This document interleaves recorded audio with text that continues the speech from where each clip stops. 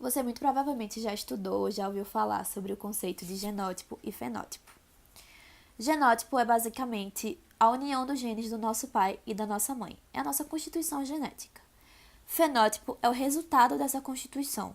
São todas as nossas características morfológicas, fisiológicas e até mesmo comportamentais. Hoje em dia existem mais de 7 bilhões de pessoas no mundo. Cada uma delas tem uma característica genética diferente, um fenótipo diferente. Se a gente for relacionar isso com o conceito de etnia, será que a gente pode dizer que todo esse conceito genético, todo esse conceito biológico tem alguma coisa a ver com o critério de identificação étnica? Para isso, a gente precisa dar início à nossa discussão de identidade. Que critérios a gente utiliza para determinar a etnia de um indivíduo? A gente utilizou como método de estudo a antropologia social.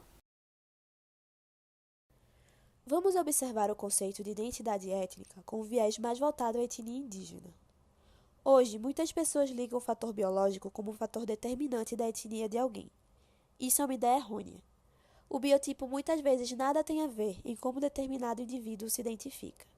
Por isso, mesmo se aquela pessoa tiver uma pele mais bronzeada e um cabelo liso, isso não confere a ela uma etnia indígena.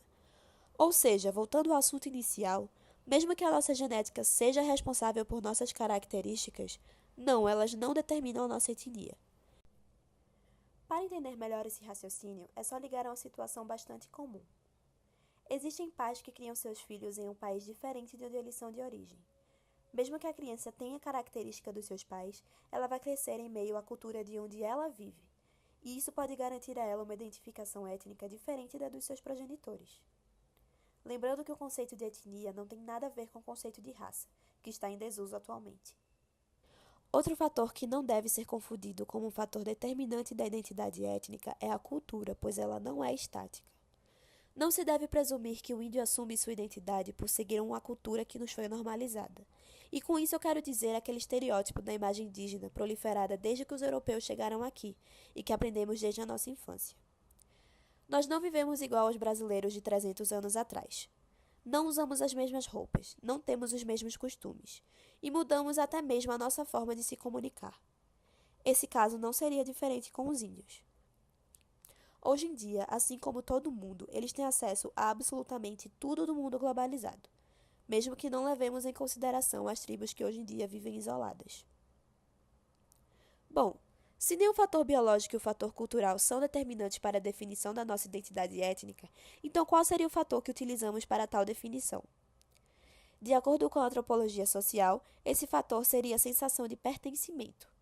Por realmente se tratar de algo muito pessoal, nós não podemos definir a etnia de um terceiro. Esta só pode ser definida por ele mesmo, assim como é você que define a sua e mais ninguém.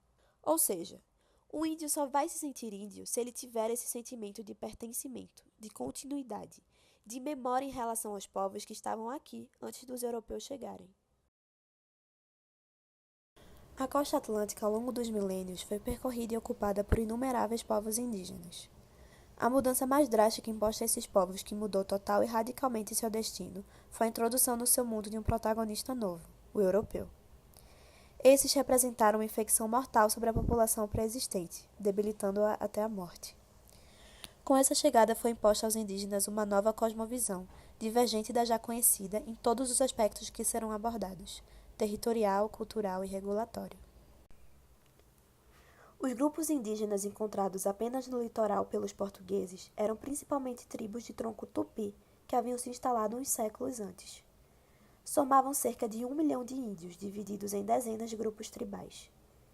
É importante nesse momento frisar que Portugal naquela época teria a mesma população, ou um pouco mais. Em todo o Brasil, antes da chegada dos portugueses, existiam cerca de 5 a 8 milhões de indígenas.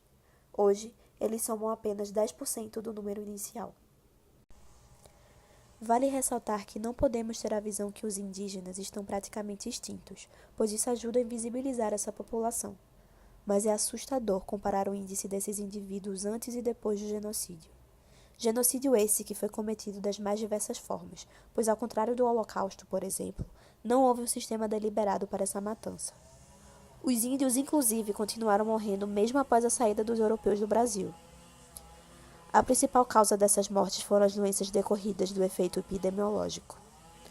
Além disso, outras causas bastante comuns do genocídio indígena foram desconhecimento do território, fome, infanticídio e suicídio. Falando um pouco agora sobre essa população ao redor do mundo, é provável que você já tenha ouvido falar sobre os povos ameríndios. Estes são quase todos os representantes daqueles povos que já existiam nas Américas antes dos descobrimentos do século XVI e da colonização europeia.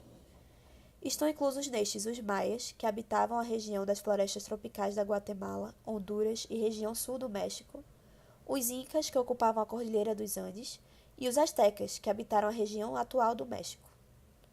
Além disso, é válido relembrarmos da conquista do Velho Oeste nos Estados Unidos, que também foi palco do genocídio indígena. Existiam muitas tribos na América do Norte, mas as que mais ganharam destaque historicamente foram os povos Sioux e Apache.